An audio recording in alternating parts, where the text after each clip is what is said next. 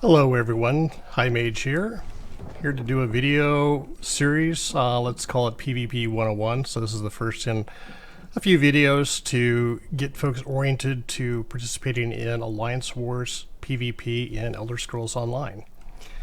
So first I'll just quickly cover what is Alliance Wars, and maybe you have not done a lot of PvP and may find it intimidating. I know when I first got into it, I didn't think PvP was my cup of tea, but it actually is a lot of fun, and there are many reasons why you would want to do it if you do play Elder Scrolls Online. The first is that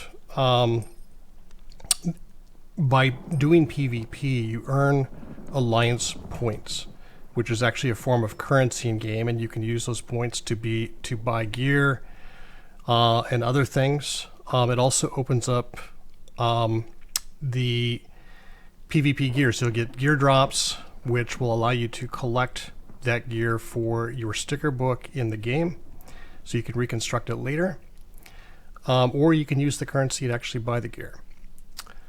Another reason you'd want to do this is, of course, to level up your Alliance skill points. So there are skill lines for Alliance War, and a lot of those skills are actually desirable to have depending on your build.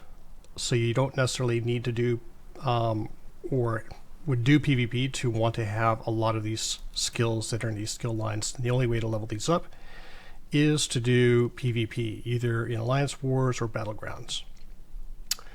And lastly, and probably the most popular reason to do PvP, is for the Tier 1 rewards. So Tier 1 rewards are what you get by participating in PvP. As you accrue Alliance points, you get access to rewards, and those are at 3 different tier levels. So if you go into your Alliance War menu, click on Overview, you can see under scoring there is a number here where it says End of Campaign Reward Tier. For this character, he has not earned any Alliance points yet, so he is at Tier 0.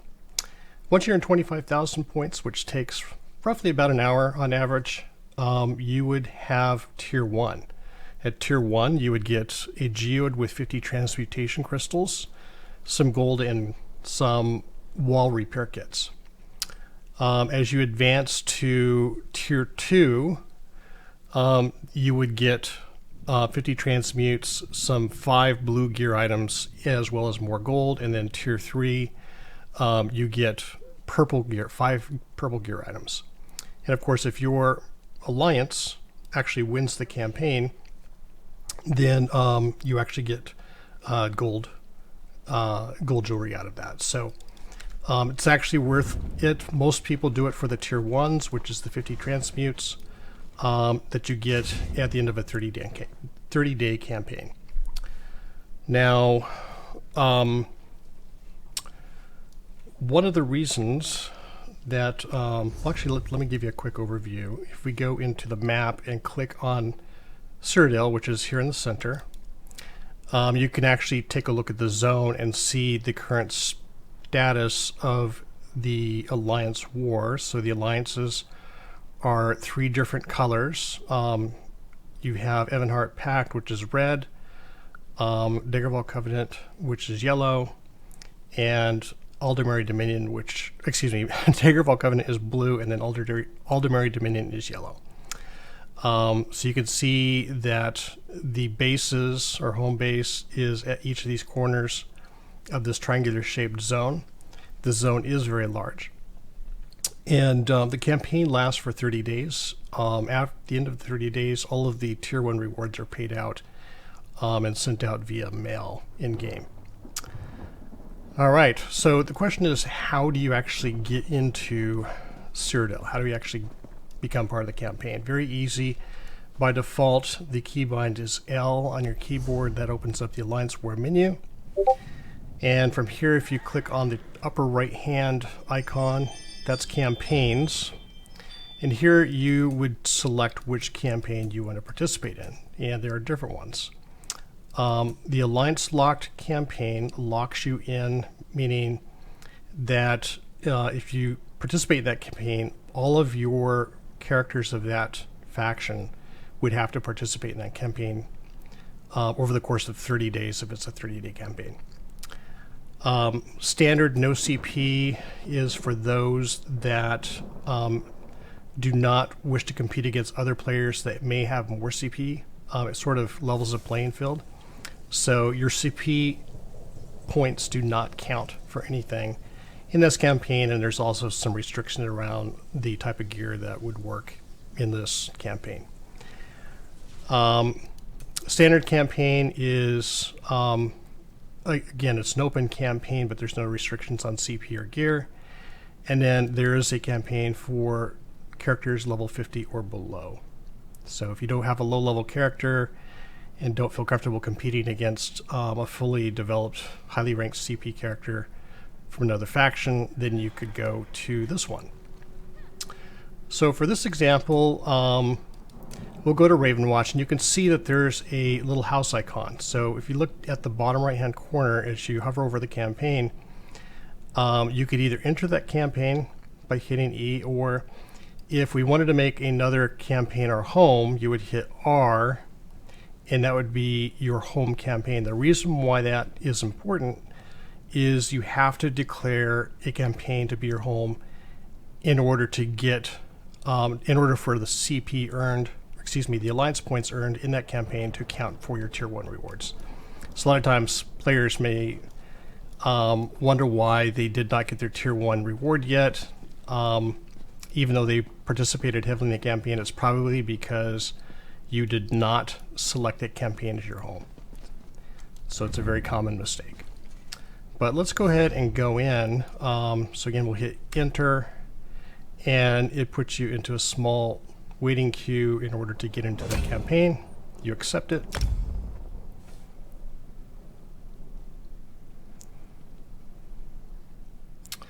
And away we go. All right, as you enter your home base, which is the location it will take you to, this character is aligned with Daggerfall Covenant, so this is the blue base. Each base is going to have the same amenities and things at its base, regardless of which faction or color it is. They will look different, so there is sort of different styling cues and kind of architecture depending on which alliance base you're at. This just happens to be DC, or Daggerfall Covenant. And if you're coming into your base for Cyrodiil for the first time on that character, you'll be greeted or have a non-player character with a quest for you. I highly recommend, if you're fairly new to PvP, taking that quest. It only takes 10 or 15 minutes to do. There's sort of a short series of tasks that they make you do in order to introduce you to getting siege and different gear and how it works, so that when you're actually participating in some of the PvP activities, you'll kind of know what's going on. And you will also earn some alliance points, which at level 3, I believe, level 2 or 3, you will get a passive opened up, which is Continuous Attack, which gives you Major Gallop. That's a 30% increase in mount speed. Very, very valuable here in Cyrodiil. So another tip is, if you come into Cyrodiil, try and bring a very fast mount. And at a minimum, if you don't have a fast mount, make sure you get the passive that I just showed you, this Continuous Attack, because that will improve the speed at which you go. So if we actually go to the map, you can see it's a fairly large zone, and actually the distances traversed, even going from one keep to the other, is fairly significant. It's kind of deceptive looking at this map how big it is, but it's really a really huge zone. It's probably the biggest zone in the game. So mount speed is very important, as well as stamina. So if somebody's pursuing you, you won't get knocked off your horse. All right.